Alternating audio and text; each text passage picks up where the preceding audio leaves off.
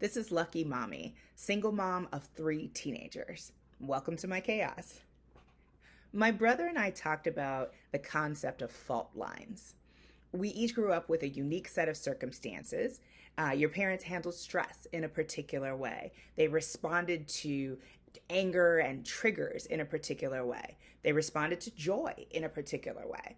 And in every household, our parental figures, parents, co parents, step parents, grandparents, adoptive parents, whoever's in that sort of parenting role, they navigated their way through the minefield of parenting with the knowledge, the tools, and the emotional resources that they had at their disposal. Each of us is a product of that experience. And the deep grooves of generational behaviors have created fault lines within us. In our daily lives, we react to those. Sometimes we flinch from them, and sometimes we perpetuate them. So, as a kid, I was mostly a good kid. I got good grades. I usually followed directions. I talked a lot, but other than that, I would say that I was mostly well behaved. But when I did occasionally step out of line, it was never a small thing, right? I think I put so much pressure on myself to be perfect all the time that when I broke through that pressure, it was usually a big deal. So when I did get out of line, I experienced my father's anger. And the way that my father expressed his anger was generally through silence. And so rather than argue or fight with me, lash out at me, scream at me, any of those things, he would go completely silent. And in my memory, he could go long periods of time without speaking to me. And maybe it was days, or maybe it really was just a meal. But looking back, what I remember was that it felt like a long time. And as a young adult, I realized that shutting down and not engaging with people who upset me came naturally. It was very easy for me to do. And when people drive me to a point of anger or betrayal, it's actually really easy for me to just like cut them out of my life and never speak to them again. And so that is a clear fault line that is directly drawn from being shown as a child that silence is an effective tool to express your anger. When my parents were disappointed in us, they would go in the other direction. They would lecture. So my brother has these not so fond memories of being like trapped in these long lectures that felt like they lasted a lifetime. And it's funny to me because what I remember was having these long, amazing conversations with my parents and debating and arguing and trying to find my way to the wins. And I think it was foundational in my ability to drive a conversation to a necessary conclusion today. But I also remember my parents sitting and talking to each other all night long sometimes. And that was probably till like 10 o'clock, right? Because I was a little kid. But as an adult, I think this impacted my understanding of love and companionship. And so I was looking for a partner who I could talk to all hours of the day and night. So my brother internalized lecture as discipline, and I internalized communication as love. I became a parent at the age of 29. And at this point in my life, I'd already broken from the norms of my childhood. As a daughter in a family with 4 sons, I had feelings about double standards and the general expectations of girls in the world. Now, my parents tried to give me space to spread my wings. They challenged me, they pushed me to prove myself and to show how capable I was. But at the same time, I was aware of the differences between my brother's experiences in the world and my own. So when I became a parent, I knew that I wanted to approach certain things differently, and particularly gender roles. But even in my most intentional moments, I'm aware of the influence of my family in the choices that I make. And that's not always a bad thing, right? My parents were able to accomplish something pretty remarkable.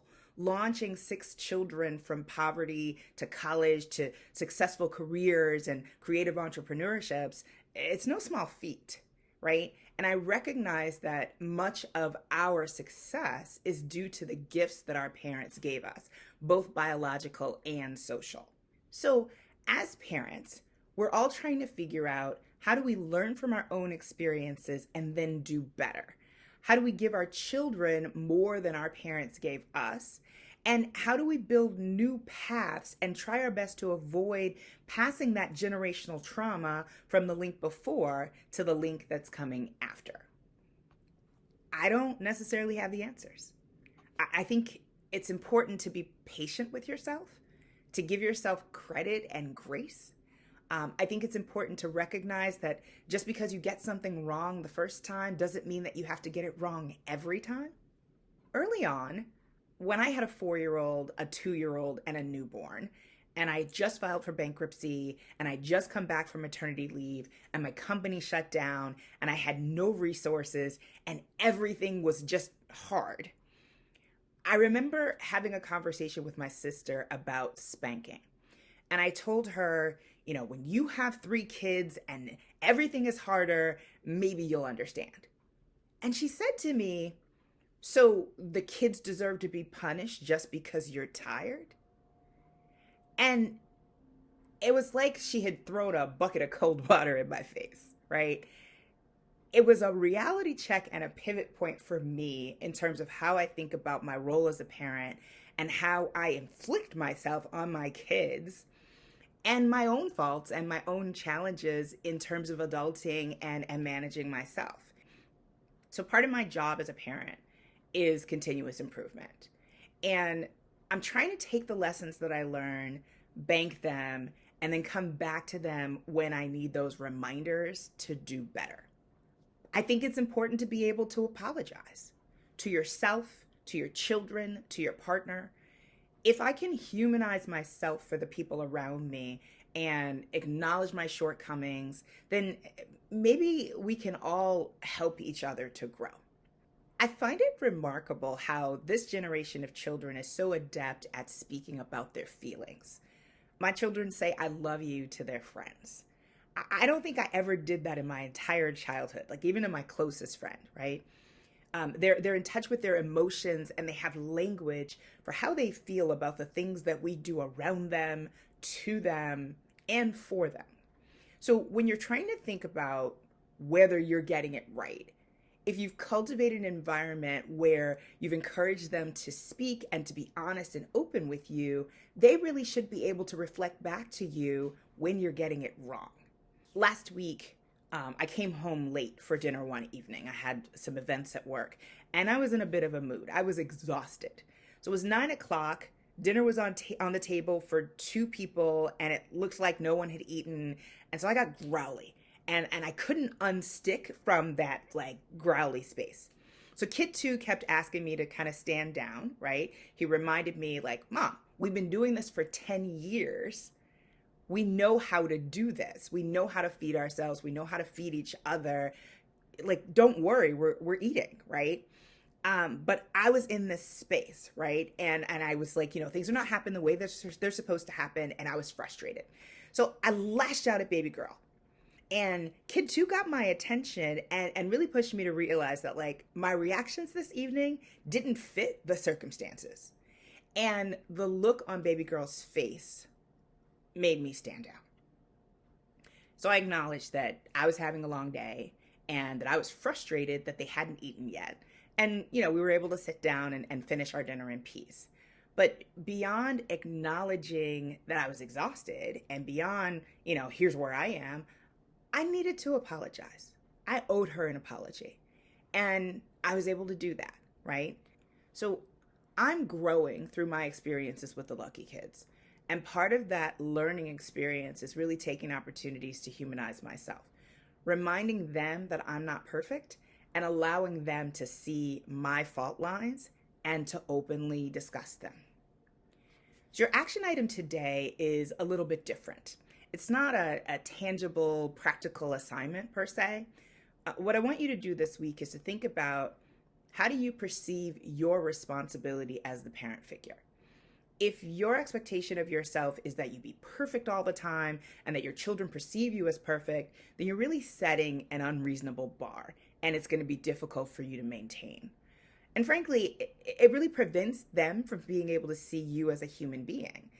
And so if you've got middle school kids, high school kids, It's time for them to begin to understand that you're a person and you're not just the parent, right? That you're a human being, that you're trying, that you're learning, and that you're growing, right? I want you to think about their expressions of emotion. How this generation's openness is so much better than ours was.